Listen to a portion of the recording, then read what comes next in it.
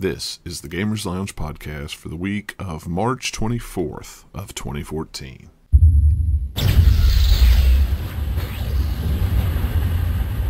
Enter the unique world of virtual gameplay with Nintendo Virtual Boy, the first three-dimensional stereo immersive 32-bit video game system ever. Virtual Boy is so advanced it can't be viewed on conventional TV or LCD screens. Virtual Boy comes with the Mario's Tennis Game Pack, featuring a three-dimensional court with depth that only Virtual Boy can deliver. Play singles or doubles in either one or two-player mode. Nintendo Virtual Boy, a 3D game for a 3D world.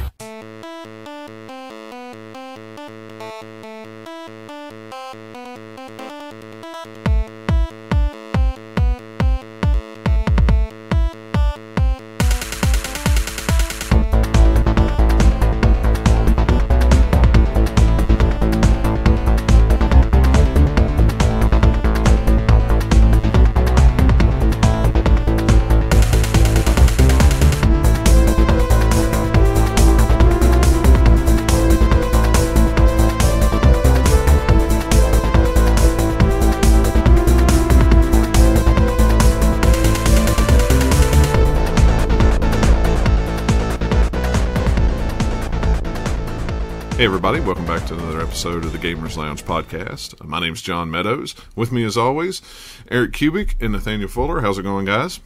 It's going. It's going swimmingly, see? Yeah, see? I blame you. I know. I never should have said that before we recorded, but I couldn't help it. It got stuck in my head. I know. It's catchy. Anyway, we got a lot of news to talk about. Some big things happened. We were supposed to record yesterday, but it's a good thing we didn't, since a couple of news stories hit afterwards this afternoon. But we'll get into that in a minute. We'll go ahead and start off like we always do with what we've been playing. Who wants to go first today? Eric? I'll go. Okay. Let's see. Yeah, I got real quiet there for a second. Playing Zelda, A Link Between Worlds. Great game. I'm a little bit worried that after I'm done with that, I don't know what else to play. Yeah. I played a little bit of Pokemon X and went, oh yeah, this is why I don't like these games. But it was, it was free on Club Nintendo, Right. so I'm like, yeah, maybe I'll just suck it up. Hey, you can get, what is it? The Pokemans? Animal Crossing. That's a pretty good one. I've read some stuff about it. Unless my friends like it, but I don't think it's for me. And more Batman Arkham Origins. That's it. Yeah. I haven't been playing too much. I'm playing a little bit more Metal Gear, fiddling with it. Played a lot of The Witch and the Hundred Knight that I needed to finally put up my review last night for it. It's a pretty cool game. I liked it.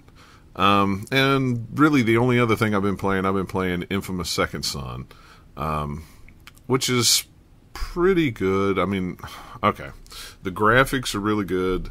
The gameplay is really good. What I like about it is they took all the things that I didn't like in the other Infamous games and took them out and only kept the good stuff. Like, what did you not like about the previous ones that they took out? There wasn't too much really that I didn't like. The thing that I kind of don't like with this one is I really don't care for the main character. I don't like him. Like, I could get behind the Cole character in the original, but I don't care for him, and I'm kind of bored in the game. I mean, when it first started out, it was awesome. I mean, the graphics are great, the gameplay was really cool, the facial animations, because they mocapped all their faces, and the voice acting was really good. They had tons of cutscenes. You do a little bit, and then there was a cutscene with a story, and then you do a little bit, and there's a cutscene with a story, and then you get to the city, and it's like, here you go. You can wander around and do these little side things, which But it looks pretty good, right? Well, I mean, yeah, it looks good, but I need I know more. The giant bomb guys and their quick look were geeking out over the fingers. Yeah, I mean, all that stuff. Look at those fingers. Yeah, I mean, all that stuff is really cool, but to me, the story is just kind of weak. And yeah, it sounds like it's a lot of people in reviews and things around that I've read have said that it could use a little bit more variety to it, Yeah. but it's still a good game. Like I think it's probably one of those ones where you don't bother doing a bunch of the extra stuff and just do mostly main stuff. That you'll have a better time with it, maybe. Well, the thing is, if you do the main stuff, you can beat it in a weekend or quicker. I mean, it's really short if you do the main stuff. It's kind of like the other ones too, to a point. But it's like, I don't know. I mean, it's a good game. I like it. But I think like a lot of the reviews that I'm seeing, like 9s and 8s and 10s and stuff, I think that's just a little too high. Have you gotten pretty far into it? I'm probably 30% into it, I think, something like that. So have you gotten like more of the power types at this point then, I assume? The only thing I've been getting of is a lot of the smoke stuff. I haven't got the neon yet. The neon stuff looks cool. Is the neon it stuff, does look is that cool. like if you're bad? Because there's No, you get it's no matter what. yeah. You eventually you go around and you get these different shards or conduits, and you suck their power. So you eventually get to it, but it progresses as the story goes along. It's not like the other Infamous games. This one you get different power types, so you're not just electricity or something. So you start with smoke, and then you get like neon. I don't know any other ones. I'm sure there's something. I think it's pretty much just smoke. I think your alignment or karma or whatever they call it is to do mostly with like what superpower thing you get to use. Yeah, sort of. You just get a little bit different kind of powers, but for the most part, it's like, hey, whatever. And people in town will treat you different if you're evil as opposed to good. But I don't know. It's just kind of they do. You walk around and you'll be walking around and people will be going, "Hey man, I'd like you to date my sister," or "Hey man, why don't you come over and have dinner at my house?" Or or if you're bad. It amuses me that killing street musicians is a thing. Yeah. But I mean, it's okay. I mean, I think a lot of people are looking at it as the graphics are really good. So I mean, this is really the first game to come out that is very next gen looking, and everybody's just kind of got these graphic glasses on. You know what I mean? And they're like, oh, well, it's definitely going to get some of that bump. Where it's one of the earlier games on the system, so it gets a little bit more leeway because there's just not as much to compare it to yet. Right.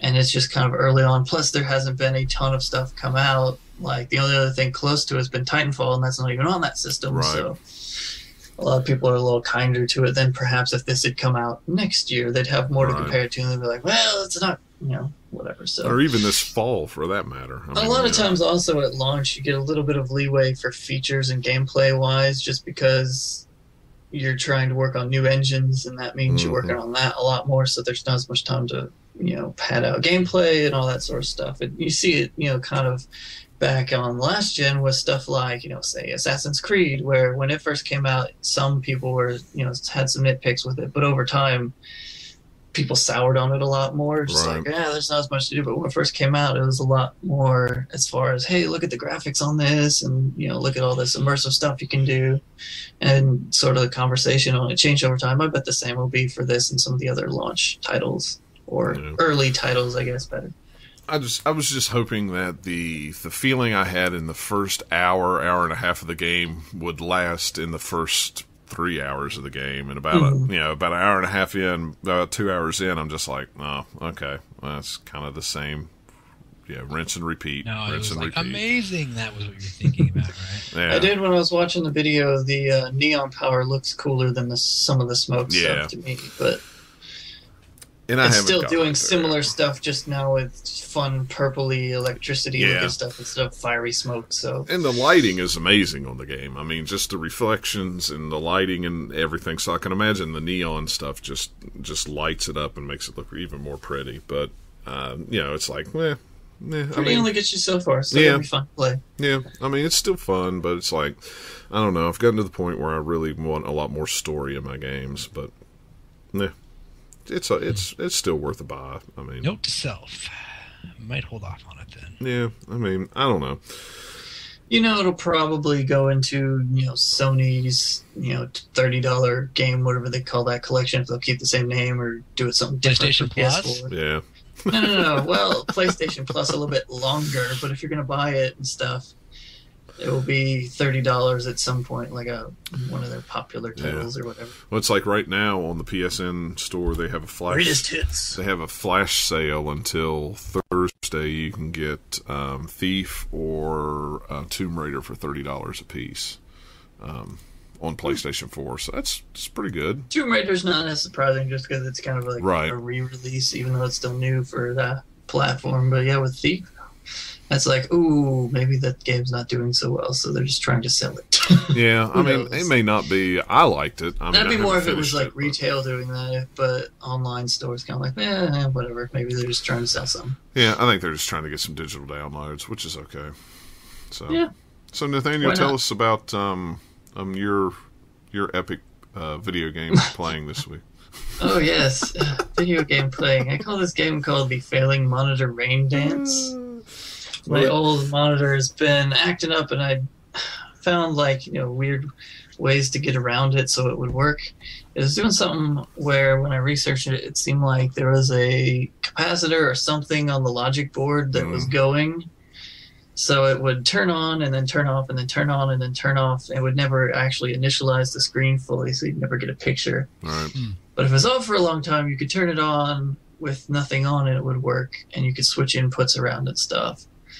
So what I would do for a while was I would turn the monitor on, switch the input over to a blank input that didn't have anything plugged into it, turn the computer on, wait for it till I knew Windows was fully booted, then switch it back over, and it would work. And then after a little while, that wasn't working 100% of the time. Sometimes it would go there and then turn back off after a little bit. Sometimes it'd be fine for hours. It was just weird. So I finally ordered a new monitor after getting tired of messing with that for She broke a while. Yeah, I understand that. So, yeah, that one came in today. I've had it for just a few hours, so not very long yet. So it's kind of nice. It's a slightly bigger screen, and it's 1080p, so it's a 16:9 monitor now, which will make recording easier for me. Yeah. Because I can just record at full screen and nothing will get cut off. All right. Whereas before with my old one, it was 16:10. So with Minecraft, especially, if I just recorded it at full screen, it would cut off like 2/3 of the hotbar on the bottom of the screen. Yeah.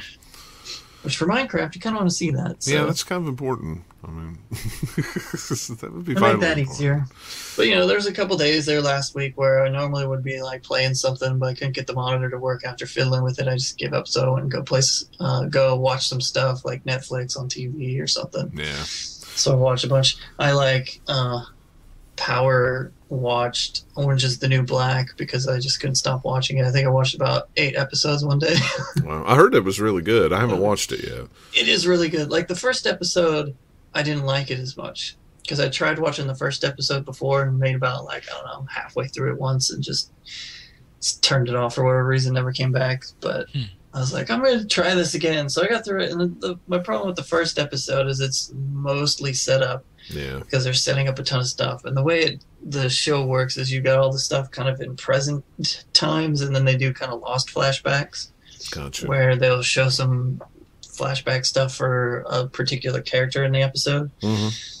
So the first episode is like the main character's flashback, and it's all set up of how she got into prison and blah, blah, blah. And it's just like slower a little bit than all the episodes after that, and the tone is a little bit different because they got to get all the exposition out of the way. All so right. once you get to episode 2, a lot of the quirk and crazy starts showing up, but that show is just like, it pulls no punches. It does some crazy crap over time to the point that when they end it, you're like, oh man, I wish this was like June or whatever already when season 2 comes out. Yeah. That's what I like about the Netflix things, because they just drop the whole season on at one time, and if you just want to binge watch it, you can binge watch it. So that's what I like. I wish they would start doing that with more stuff like cable and stuff, but it is what it is. Well, that will never happen on cable. No, because it's just different. Netflix can get away with it. Like maybe you would do that with something for like an HBO or someone like that, like a premium channel. But the only different problem with that is they still get most of their stuff from airing it on TV, so you gotta kind of have air times. You can't really just throw it all out there at once. Plus there's a thing to be said for like something like Game of Thrones that's super popular. Part of that came from having to wait week to week to watch it, because especially when they've had a couple times with big huge events with sort of a cliffhanger happens, and everybody goes nuts on YouTube recording videos and stuff because they can't watch the next one. If you had them all there right at the same time, you wouldn't get as much of that. And That's true. Might not catch on in pop culture as much, or talking about it around the water cooler. That's one show I have not seen. I don't have HBO, so Talk about that water cooler. Oh man, Game of Thrones is so good. The books are good, and the show is good. Yeah, I've read the first book. I've never seen the show. By the time that show started to come on, when we got DirecTV, we had free HBO for like 6 months or something like that. So by the time it started to come on, our HBO thing ran out, and we weren't going to pay for HBO. So I would pay for HBO Go if they do it separately, but nope. Yeah, well, no. So whatever. Orange is the New Black. 2 thumbs up. Cool. Check it out. It's the creator of Weeds. Yeah, is who did that one. That's right. It seems like so far a lot of the Netflix originals, they get some big name or semi-big name kind of behind it. Yeah. To help sell it, but really good. And the only other thing I played is a little bit of Minecraft here and there when I could get stuff working. Yeah. Well, cool. I hope you like your monitor. It's the new version of mine. I've had this one for 4 years, 3 or 4 years. Wow. So, but yeah, I was looking at it when you sent you bought it. I was looking at the specs on it, and it's a newer model of mine. It's a good monitor. It should last a while. So yeah, it's a 23-inch or 23.5-inch. Jeez, I only have a 19-inch. I went from a 20.5 16x10 monitor to a 23.5 1080p. So nice. Not bad. Mine's 24. It's 1080p, but it's a 24-inch. So when I got it, I came from I had a 19-inch before, and it was just like, whoa, this is huge. It's amazing. Now, it's definitely bigger, but not a ton bigger. Now, if I could just get one for my second screen over here, because I have a little old 16x9 Dell 19-inch screen. CRT? No, it's not CRT. It's actually an LCD, but it's not. not. CRT somewhere lying around. You should put that as a second screen. Yeah, really. There we go. Yeah, right. It works. That was one. I don't have room to put it on my desk. I actually have my old 20-inch CRT in the closet in there. I almost called you up this week to see if you wanted me to bring it to you, so you'd have something to. When it was generous man. Yeah. I got too much junk on my desk to put a CRT on there anymore. Yeah, it wouldn't fit on my desk anymore. That's for sure. Because some things is heavy. I don't want to carry that. Yeah, really. I remember when we moved from our old apartment, it set up against a wall on a desk, and it had all that black stuff on the wall that burned in around it. It was like, nice. Oh, okay, yeah, maybe it's time to throw this monitor away. Did you? Yeah, just a little bit. It's CRT monitors are more fun when they fail because we had one way back when I was in high school. We had it in the computer lab. One failed that started spewing smoke out of it. We hear this big loud pop and smoke coming out of it. Yep. That monitor's done. Yeah, I'll get that fixed. I never had one pop, but I knew it was going bad because the screen would keep getting smaller and smaller and smaller and smaller. And then finally I turned it on one day, and it was just like a little pixel in the middle of the screen. I was like, okay, it's done. Just call it ultra sharp. Done. Yeah, really. Ultra sharp picture, man. Without my magnifying glass, I could see that. All right, let's go ahead and get into news. Like always, we're going to start off with all the leavings and everything like that because there's come up with a name for that. Yeah, no, we've got to if it keeps going on. Gaming industry exodus. Yeah, really. Let's see this. Except they just usually move around in the gaming industry to somewhere else, so it's not really an exodus. It's That's not like true. they're all starting up at somewhere else. We're going to become welders. That's true. Yeah, it's not like they're going out to start something new. But they may. Yeah, some may, but 2 of the Sony Santa Monica guys left this week. There's different rumors. Some has been maybe they were fired, maybe they left. They're doing a lot of cutbacks, so who knows? Maybe they got tired of surfing. They could have. I mean, let's see. The first one was Stig Asmussen, I think is how you say his name. I can never say. He usually just goes by the Stig. Is what he goes by. And it's Asmussen or Asmussen. I'm not sure if yeah. it's long or short U. And then apparently, that was a couple days ago. Apparently, Seth Killian was the other one who left. He was the former Capcom community manager and co-founder of the Evo fighting game tournament. He was at Sony Santa Monica as well, working with the PlayStation All-Stars Battle Royale game. So those two are gone. And let's see who else. Found out this evening, right before we started recording, that the director of Drive Club has left the studio, Evolution Studios. Maybe it's because his game has been delayed. I don't know how many times. Cole Rogers is his name. Tired of this stuff. Yeah, Cole Rogers. He sounds like a newspaper reporter from the 50s. Cole Rogers. Dude. Sorry. I can't help it. Yeah, if you're gonna do it, you gotta do it properly. You get on the roll. Yeah, exactly. Cole Rogers here saying, yeah. Give me the scoop. But yeah, he left, and then the Castlevania producer, I am not even going to try to say his name. That was one we missed last week. Yeah, we missed that one last week. Yeah, Igarashi. He left March 15th. He started with Symphony of the Night, I think, back is the first one he worked on, or maybe not the first, but definitely.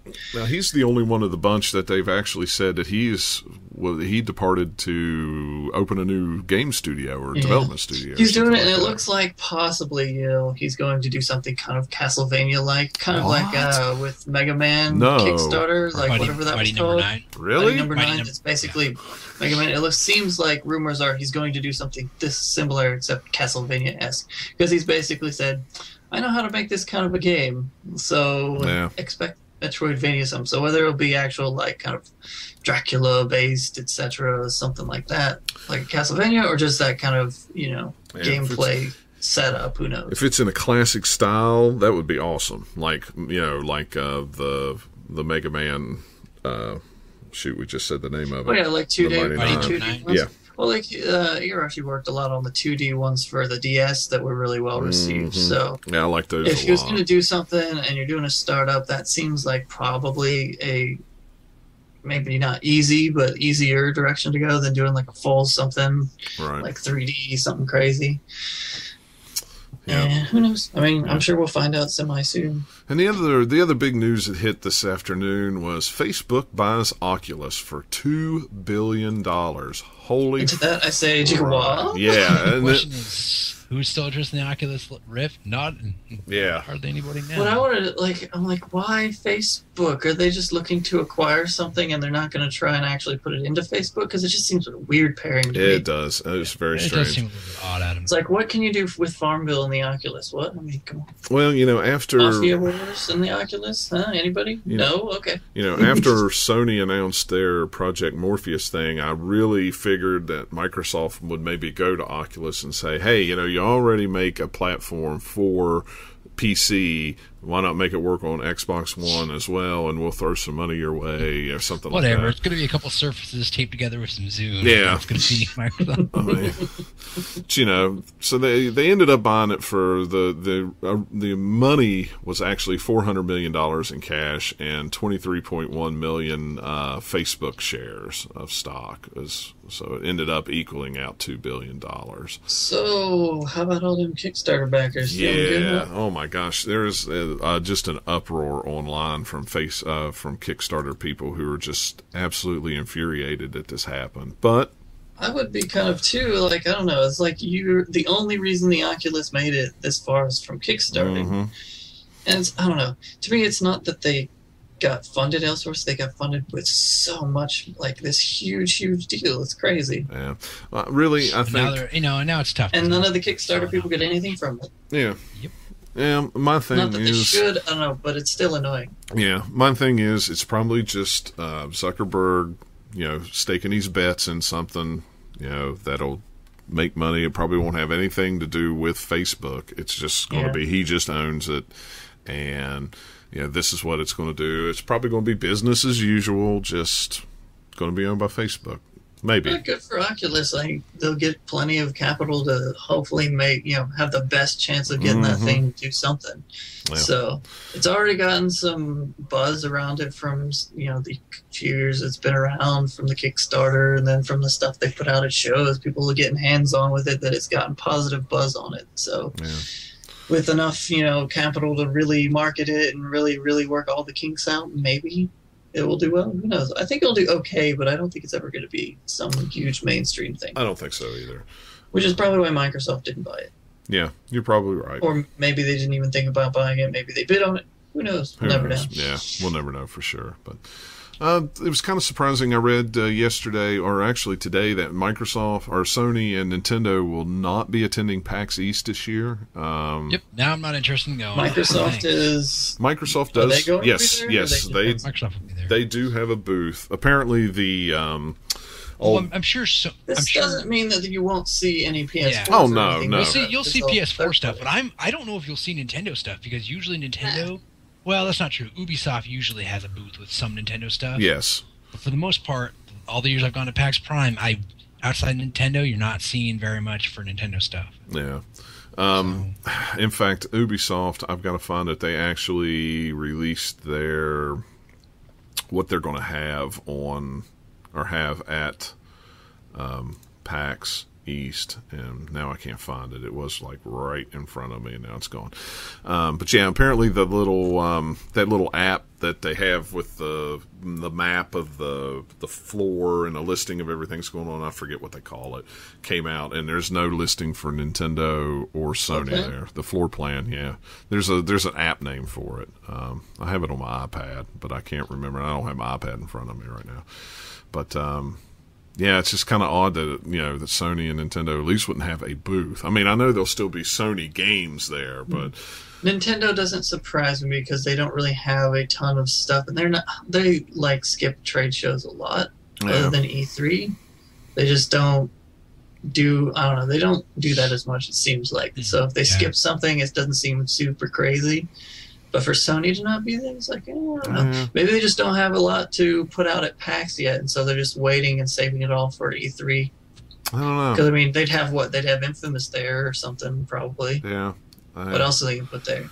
Well, I figured they would have, save a little money. Order 1866 something, Yeah, that might show up. But I don't know how many. I mean, between PAX East and E3 isn't that much time, so maybe they're just like, well, we'll save a little money and just go all out on E3. Well, that could be, and E3's in their backyard anyway, so yeah, it could be E3. They're just so super busy trying to put tons of stuff together that they just decide we don't have the. We could do PAX East, but it would take away from E3 because we can't do both and do them both at 100%. Maybe that's some of it. Who knows? Yeah, I don't know. Because you know that Sony and Microsoft are going to want to go as full out as they possibly can at E3 this year and be like, hey, our boxes are out now. Here's what you can play on it. This and this and this. And they want to, outshout each other. So both of them are going to be trying to put as much out there as they possibly can. Well, that's true. But, kind of the PAX conferences have kind of gotten a little bigger than E3 as far as, companies showing up and showing off and more hands-on to the fans and stuff like that, because E3 is more for just press people. But also with PAX, you don't have as much stuff far off into the future, I guess you should say. There's not as much of upcoming as near future or just released stuff at the PAX stuff, it seems. At least compared to E3. E3 just has a lot more stuff of this is coming and it's a little further out. Yeah. And also, E3 is just still the big behemoth when it comes to buzz and everybody paying attention to it. The PAX still gets quite a bit of coverage, but it's nowhere near what E3 is either. So yeah. I just think it's PAX is all about PAX covers a faceted of things beyond games, where E3 is just. It's really with PAX every year, the most I pay attention to is their indie games stuff that they have there, because that's a good place to get it, or it's become a good place to get information on some of that stuff. Whereas E3, you don't really get much on the indies, or if you dig in there might be some, but it's mostly just all the big stuff, and there's just so much of an uproar over all the companies putting out so much stuff that you can get lost. Whereas with PAX, they put that focus on the indies, so you can get some cool information on some of that stuff. Right. Yeah. I don't know. It just seems like, they want to at least have some kind of booth there, because it's more fans people than it is press, right? True. So, but whatever. I'm not the one making this big decision. They had no leftover PS4s to put a booth together. They could always just use those ones from last year's E3. Why not? Yeah, so they already sold those. Yeah, they already got rid of those. So, it seems like that you might see some Wii or Nintendo games there. Unity Games has got over 50 games in development for the Wii U right now. I saw that. So they might actually be. No, that's 50 games using the Unity engine. Is that what that is? Mm-hmm. Yeah. So they might have, they might be at companies that using the engine might be at PAX. So you may see some Nintendo games there from other companies. But still, it's just kind of weird that no Nintendo there. Very strange. Yeah, a little bit. All right, so what's up with the Battlefield 4 Naval Strike DLC delayed? Because it's on my PSN store on my PlayStation 4 right now. So what's up with that? It has issues. Like this morning, I was going to download it because it was supposed to come out today, and then they had a bunch of news come out at some point this morning. It was pretty early. Yeah. Like maybe 4 or 5 our time. I forget exactly when it first broke. But it was all like, hey, we're putting it out for console, but PC is delayed because there's an issue we want to take care of. We've detected an issue and it needs to be solved. That's all they said. Yeah. Like, as far as that, it's like, quality is our number one priority, which Twitter, was blown up. Like, really? DICE cares about quality? Since when? Yeah. Yuck. When's that ever happened? So I was like, we're going to delay PC kind of indefinitely. Was not the word, but that's what they kind of meant. They just didn't say when. Yeah. It's just... And then later, about an hour or two before we started the show, they updated it, and now they're delaying it on Xbox One and PC until hopefully they say they hope to release the update in early April for Xbox One and PC. So PlayStation has it, and I think 360 also has it. But Xbox One and PC are delayed. That's crazy. For 2 different reasons, apparently. Xbox One, it's an issue in the animation system that hinders players from engaging targets in set circumstances using popular weapons. So, I don't know. It seems like it must have introduced some bug that made it where, you shoot somebody and it doesn't work. Or maybe it's a bunch of people teleporting. Who knows? It could be a few different things from that wording. Yeah, that's just strange. It's just very weird. Yeah. And then with PC, it's something about a combination of the pack and planned PC updates that would increase performance issues on mid and high-end PCs. So I'm assuming that has something to do with, like, the higher-end graphics settings you can turn on, that if you have a low-end machine, you just have to have those turned off anyway. Yeah. That's my guess. I have no idea, but... So they've given us a little tiny bit more information now, and a slight window for when it's supposed to come. I was kind of disappointed today. I was wanting to try that out because the new game mode looks like a lot of fun. That's what everybody was saying. It looked really cool. It's just always... it won't be fun if it's not working and it's broken. That's true. It's just really strange to me that they could bring it out on the PlayStation 4 and it's fine, but it's just funny how different systems react differently when they update things. It's just really strange. It's totally different systems and it's different builds of the game. So you have some stuff is global that you've seen in the game so far, so it kind of is just kind of in the base code a lot, but then some of it's more platform specific, which we've seen some of that already too, with Xbox and PS4 having slightly different issues than other platforms. And so I don't know. Part of me says, yay, it's good that they're fixing it. I just hope it doesn't take too long. All right. Well, and part of me is like, oh, you have so much wrong with it already. Why couldn't you have figured that out by now? It's not like you haven't been working on it. Right. So. Well, what was that? Skyrim, that on the PlayStation 3, it took a long time for the expansions to come out because they had problems with 1 or 2 of them. Oh, yeah. PlayStation 3 hates Bethesda games. Yeah. They always have, memory issues, especially, with the RPG games. So, if you're playing Skyrim or if you're playing Oblivion, or wait, no, it never came out on PS3, did it? I don't remember. But anyway, if you're playing Fallout 3 Like any of those, the longer you played the game and the bigger your save got, Yeah, the worse it performed. Yep. Mm-hmm. So that was kind of the same with the Skyrim DLC on there, if I remember correctly. Right. That it was something with like putting it in there was just it wasn't able to handle it till they could finally figure it out, and yeah, they delayed it. Yeah, and by the time they figured it out, like the Game of the Year or Complete Edition, whatever they called it, came out and it was out on disc. Yeah. So, you know, it's just funny to me how things like that work out. But This is like, I don't know. Surely they knew about this and they've been working on it. It's one of those things they just were hoping to get it finished by today. They just couldn't quite get it fixed. right, that's what it Because seems otherwise, why would you delay till like the morning of, like pretty much right when it's supposed to be live on the servers? You're saying, nope, sorry, it's delayed. like. Yeah, it's It's just like really kind weird. of weird. And yeah, so I don't know. That also gives me hope that maybe it'll be out by next Tuesday, April 1st or something. I'm sure it Or, will. You know, maybe they'll go on a weird day and do it not a Tuesday and just put it out Yeah, soon. I'm sure they will. But, you know, Or maybe it'll get done quicker and they put it out before April. That'd be nice. I'd go for that. yeah, really. Well, you know, it's As long as it works. I just want them to get it to work, but I don't want it to take, another month or something stupid either. exactly right. I mean, that's the whole thing. So. Because like the PC one, the wording makes it sound like, okay, it increases some issues on planned things, so it would work now, so you should still have time to adjust it for later, I guess. I don't know. It's hard to know without any specifics. They've not been great about communicating exactly what they're doing. Yeah. Like, DICE is not the most communicative of studios when it comes to that.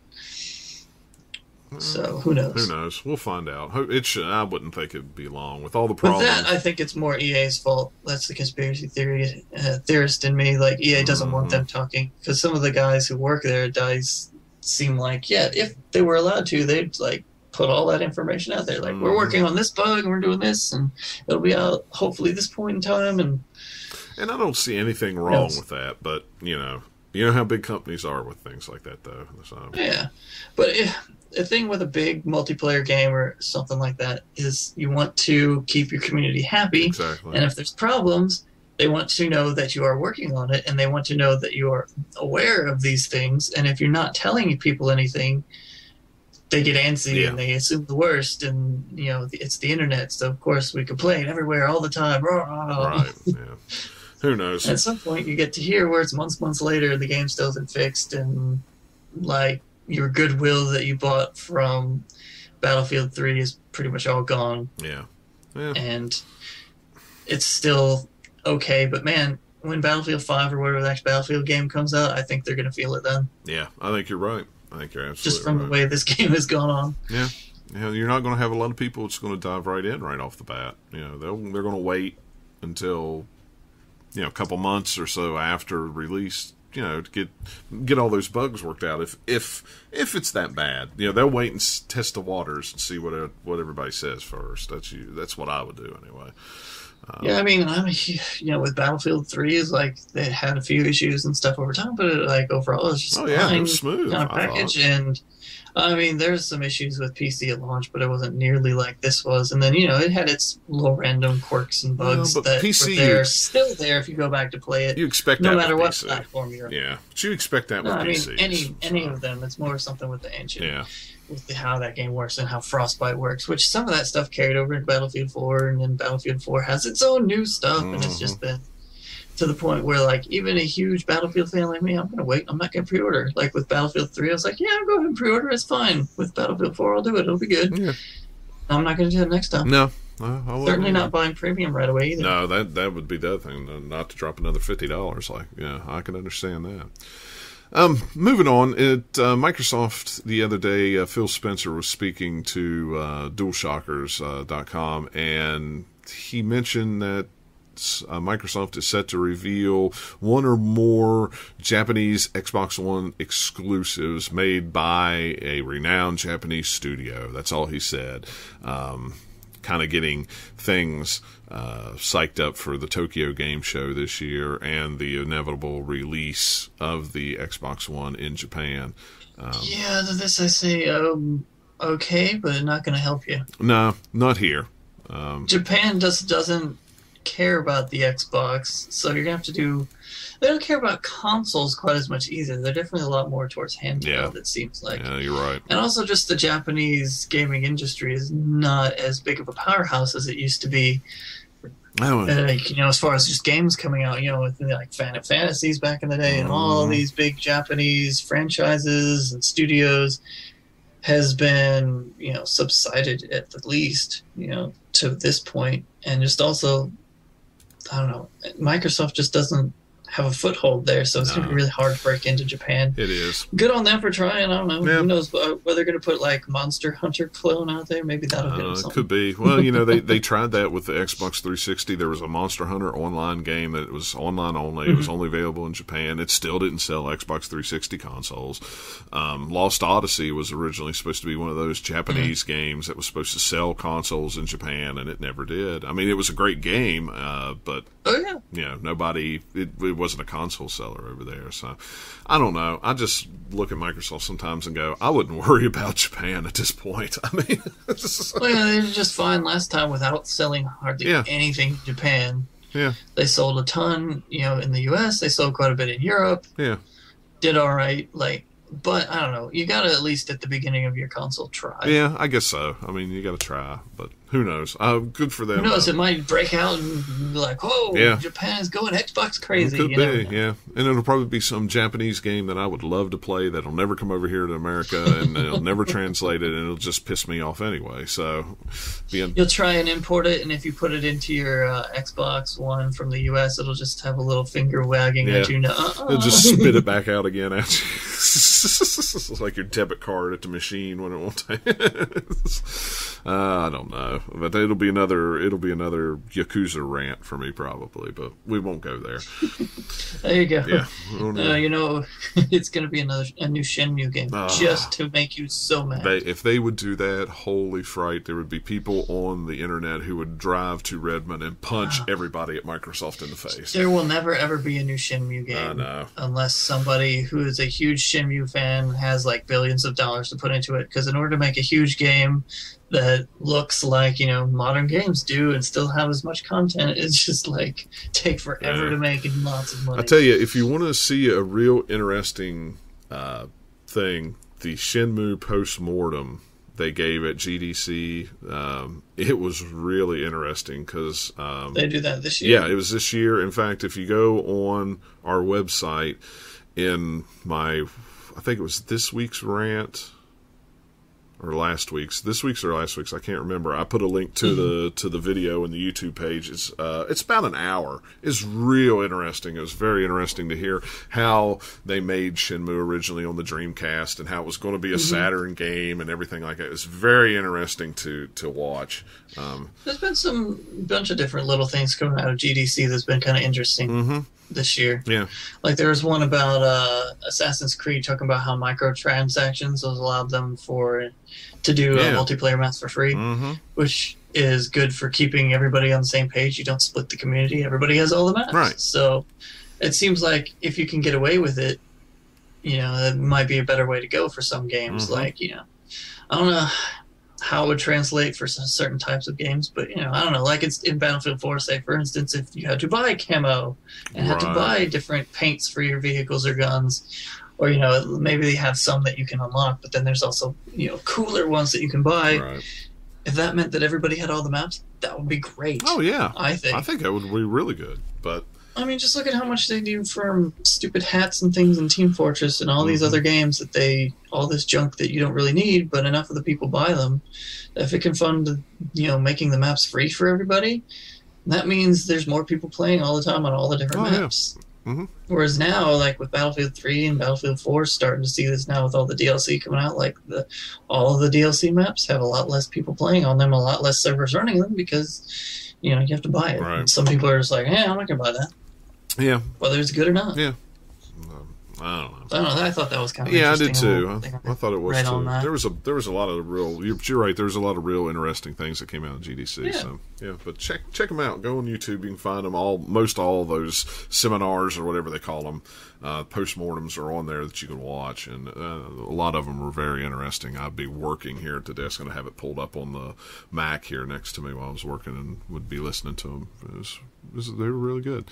Speaking of Assassin's Creed Unity was announced this week, or last week I should say, for a fall release. That's the PS4, Xbox One, and PC game. There's a different Assassin's Creed that will be coming out on the 360 and the PlayStation 3. Right now it's just codenamed Comet. They have not officially announced it yet. So what did you think of it?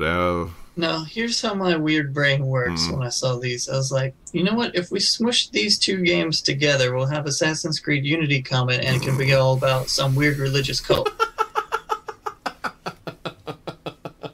That's how my brain works. It's crazy. I never thought of that. It's like, hey, new Assassin's Creed. It's got a guillotine, so yay. Yeah. Whatever. I mean, Viva la we'll France. see more. I'll be more excited when I hear about how it plays. Kind of like Assassin's Creed 4. Right. And I don't know, what are they going to do to make it different? Is it just going to be going back to, European cities, obviously? Yeah, They're going to be in France. It's going to be in Paris, so... What's going to make it unique that we haven't done in a bunch of Assassin's Creed games already? Everybody's going to be... I'm sure it'll look really good because it'll be, kind of next-gen only, so they can, up the graphics a little bit more, but, I don't know. Like you said with Infamous, you got to have fun gameplay. It can't just be all about the pretty. Yeah, that's true. And I thought Assassin's Creed 4 was going to be that way. It just wasn't going to be fun, and I was pleasantly. I didn't get excited about Assassin's Creed 4 till right before it came out. Yeah, I didn't either until I played it, and I was like, "Holy fright! This is like the greatest game I've ever played." I think part of that is because it had the unique hook of the doing your ship and going around and sailing everywhere. Yeah. And we'll find out. They'll start. So that's the thing that we don't know yet on this one. What will be the hook that will pull us in? And again, also, are these Assassin's Creed 4 games? Because they don't have a number. Yeah, they don't have a number. And how Brotherhood was kind of Brotherhood and stuff like that. So they're axing the number again. Yeah. So it's just like, what in the world is going on with Assassin's Creed? Yeah. When you look at it overall, it just gets more goofy and crazy as they go. Yeah, I mean, I just want to, that's my thing. Either put a number on it or don't put a number on it, because you're confusing the crap out of me, because I don't know, which is which. After this, not this one, but the next Assassin's Creed game will have an actual number, but they'll skip ahead to make it the real number of games. So it'll be like Assassin's Creed 12 or something. Right. That would surprise me. I mean, because technically, let's see, how many Assassin's Creeds are there, even though they're on 4? There's, 7? 8? I'm trying to think. There's 1, 2... Well, if you include Liberation, there's 7, then this would be 8. Yeah. This new one would be 8. But then depending on how the Comet one comes in, if it's still the similar game, or if it's a completely different setting, who knows? It could be 9.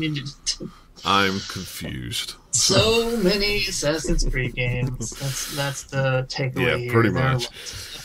It was also announced at GDC this week that the next patch for the PS4 would be out sometime around April. It's going to turn off the HDCP, so you can capture streaming video with your game capture device with HDMI.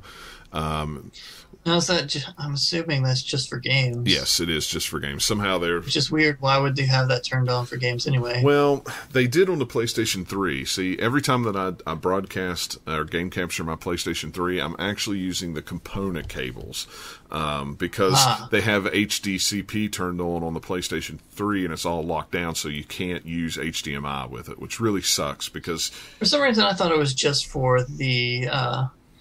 video on PlayStation 3 and the games that had it turned off, but it's probably just because people are using component. Yeah, that's probably what it is. I wish they had it turned off, because I would much rather use my HDMI because it makes the picture a little crisper. But it is what it is. At least with the PlayStation 4 now.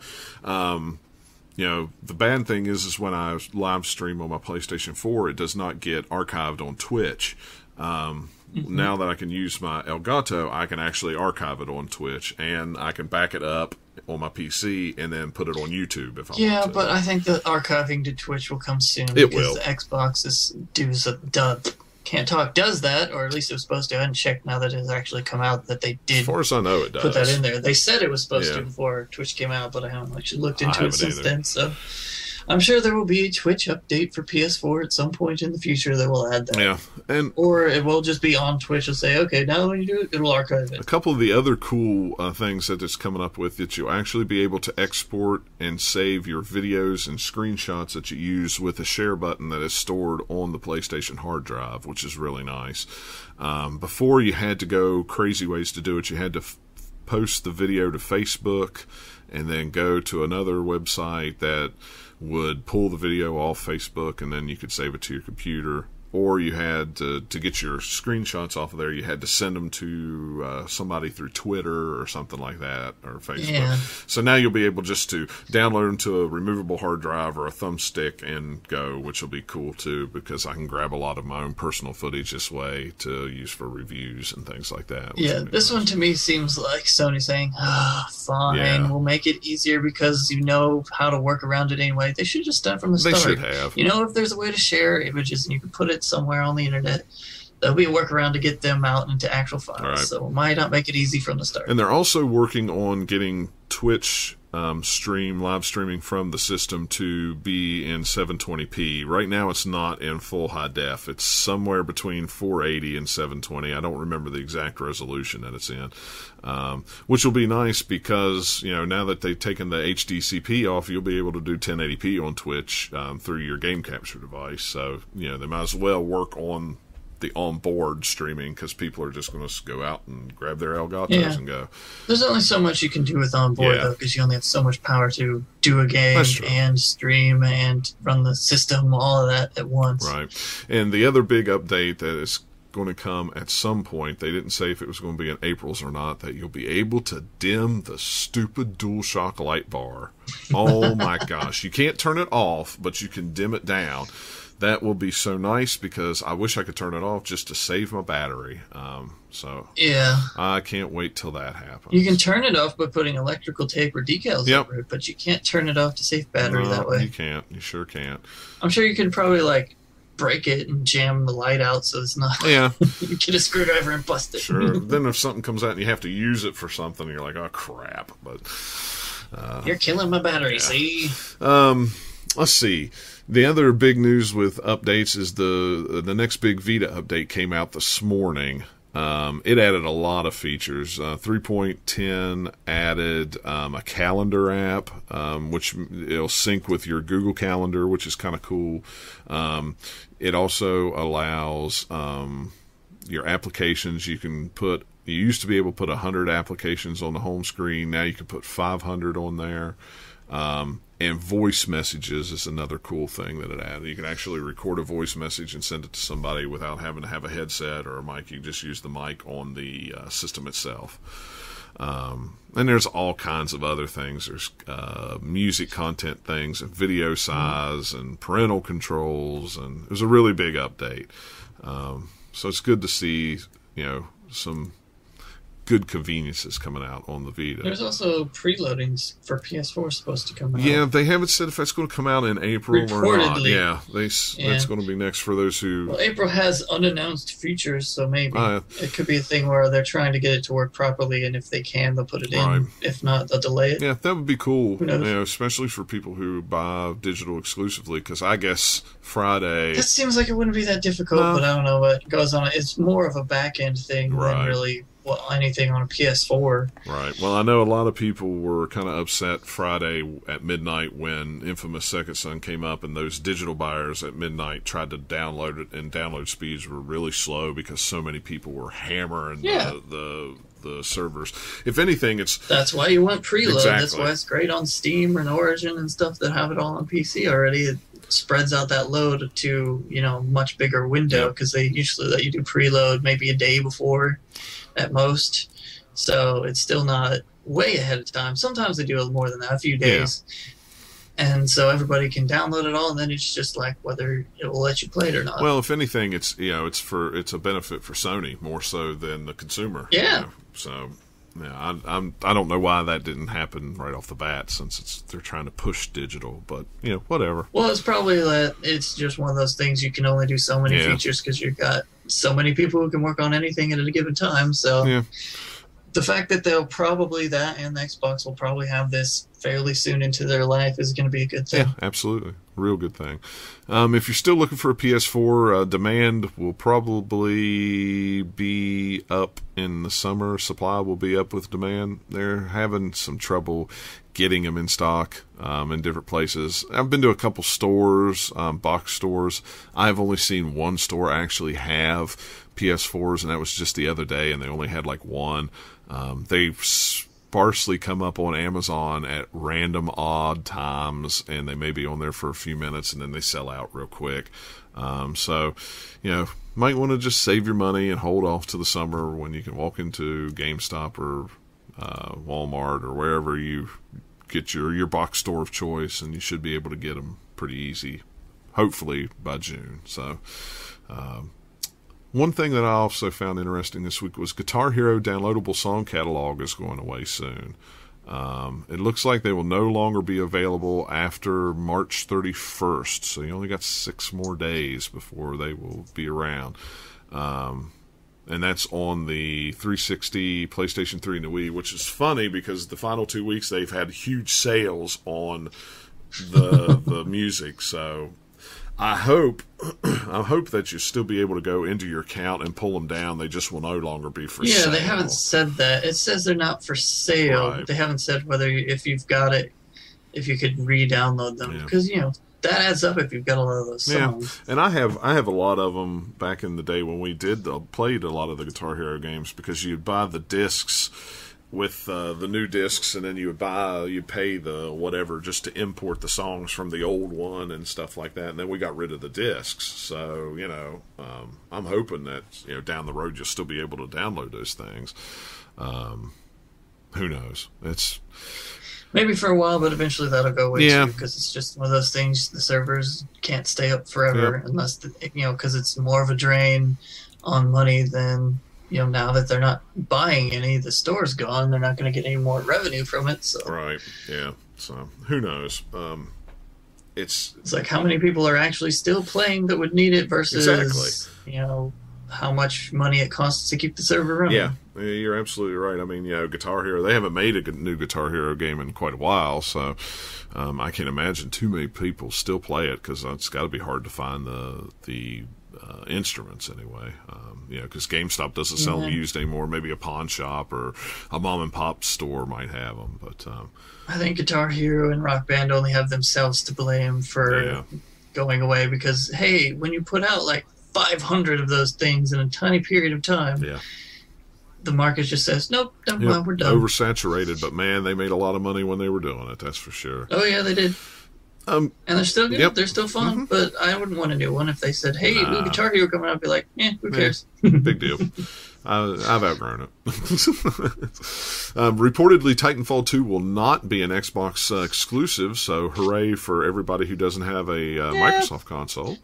That's kind of how it seems like it's been planned. Like I know a while back when they said that the first one was going to be exclusive, there was a little stuff going around then about how it's only the first one, but other ones might not be, so it'll likely be different. And it's EA, so if EA is going to do another Titanfall game, which they will, they're not going to want to only have it on just one platform, because then that gives them more places to sell it, and they can advertise it that way. It's like, hey, it's new, it's coming to this platform. You couldn't play them, but now you can. So of course, come on. It'd be interesting to see if it's going to be a yearly game or an every other year game. I mean, we've already got Oh, it won't be out in yearly, at least for Titanfall 2, just because Respawn isn't big enough. Well, I wouldn't think so. I mean, I'm thinking because they're still doing some DLC for the first one. Right. Well, but you got Battlefield that comes out every year. You got Call of Duty that comes out every year. You got Assassin's Creed that comes out every year. No. You don't need another.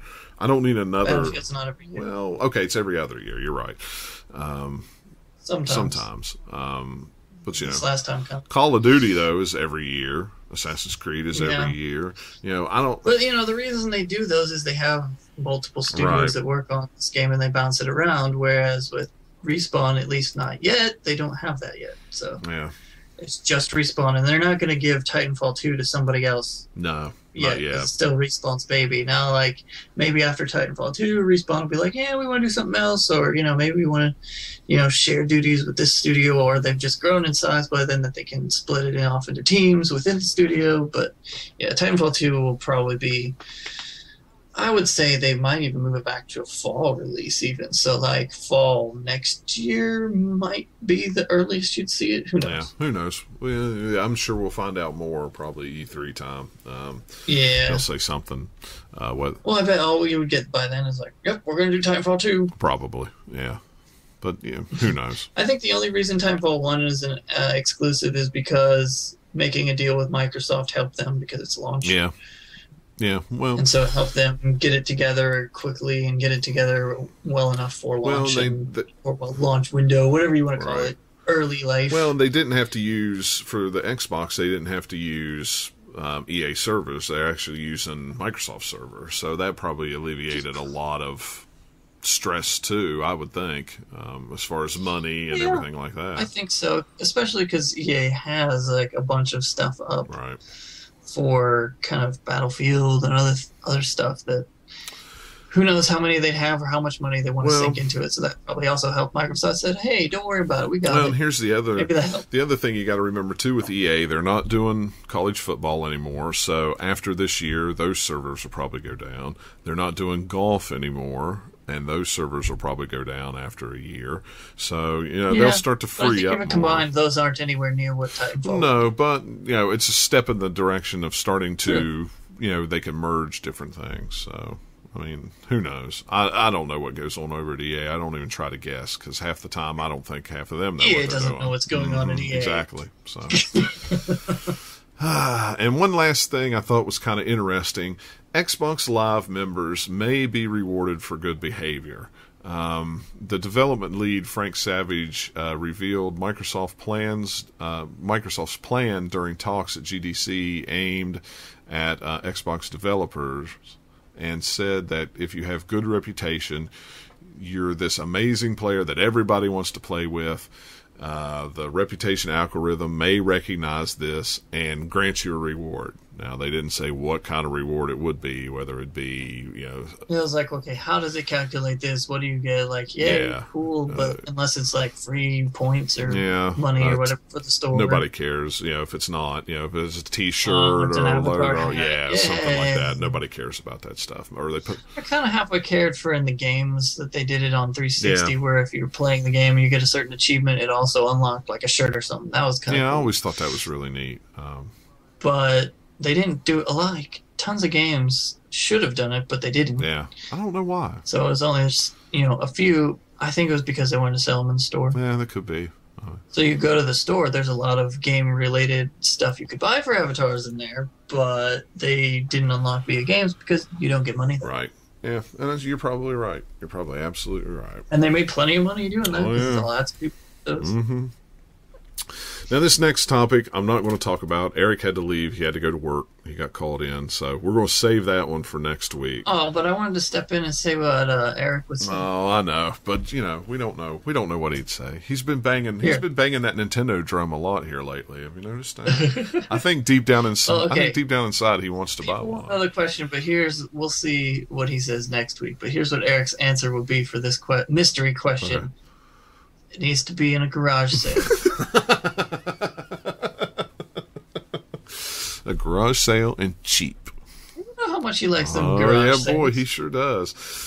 So that could be, we could have a myriad number of questions that the answer would fit. Oh, yeah, absolutely. I tell you what, the Retron 5, the Hypercom people posted pictures of the Retron 5 product box, so it means it's coming. It's going to be here soon. I can't wait. Okay. Well, you would think, but with how slow that thing's moving. Shh, don't say that. Don't say that. I mean, it will be at your house tomorrow, yes. I totally have inside information that tells me that. I have a clairvoyant that tells me that this will be coming. Yeah.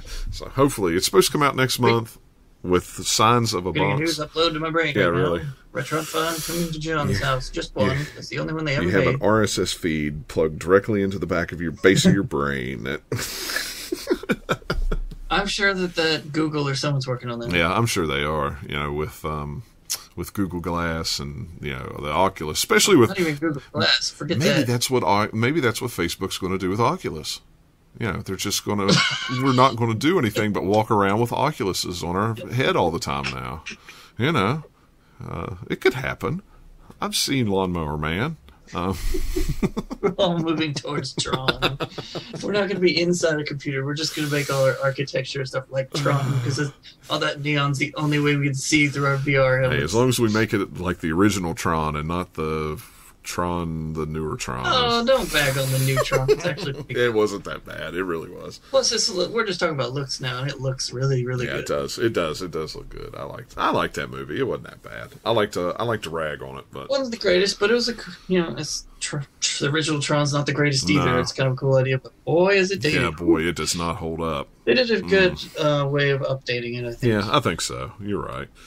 It was all right. Now, it didn't do well enough that we got another one right away. No, but did you watch? I'm sure Disney's still knocking around on doing another Tron just because they like that franchise enough. Maybe they think they could do something with it. Did you watch the cartoon, the Tron cartoon? It's on Netflix. It's really good. I almost liked it a little better than the movie, believe it or not. It's actually a pretty good show. Yeah, but it doesn't have Olivia Wilde. No, it doesn't. I know it doesn't, but still. All right, we're going to go ahead and get out of here for this week. You can email us at podcast@the-gamers-lounge.com. You can say dash. It's one syllable. I know. I keep saying hyphen. I don't know why I say that. Follow us. You can follow all of us on Twitter. The show is at GL_podcast. Eric is at Cube00. I'm at JC Meadows 94, and Nathaniel is at Polygon_wizard.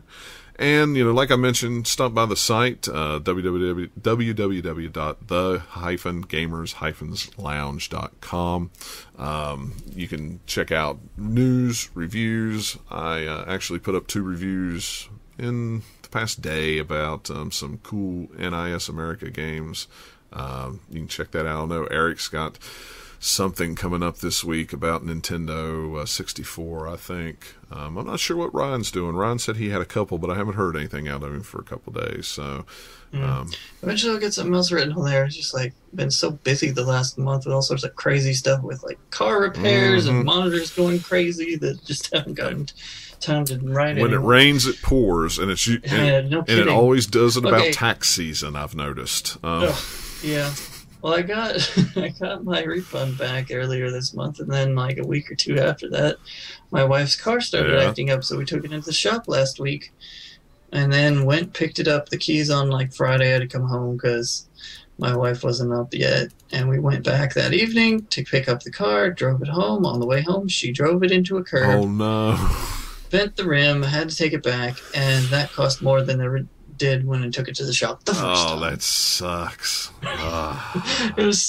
She was so frustrated with it too. She's like, I can't believe I hit the curb on the way back from the shop. That does suck. Yeah. But hey, it's all fixed now, so it's all good. We just got to get a hubcap on it because the hubcap wasn't in yet. But yeah, because the hubcap fell off and landed in the middle of the road. And by the time I backtracked to get it, it had been smushed many times. Yeah, I bet so. Yeah, it seems like all that stuff, though, the bottom falls out of everything around tax season. It always does.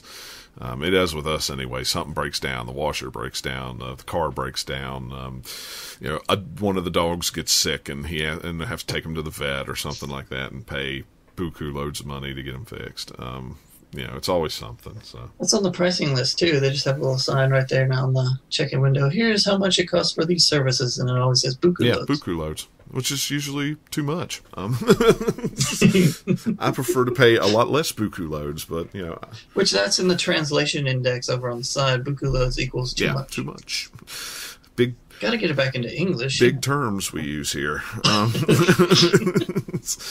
All right, guys. Well, thanks for... We're so dorky. It's awesome. Yeah, no, isn't it? Well, thanks for listening, guys. We appreciate it. Be sure to check out the show on iTunes. Rate us, review us. We might have some little swag for you. Shoot us an email.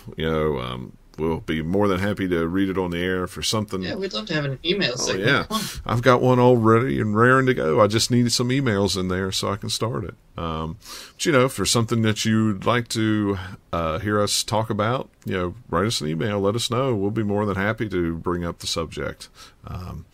We always look for new things to talk about, new interesting topics in video games or other nerdy things, tech-wise or other. So, all right, guys. Well, thanks again for listening, and we will catch you guys next week.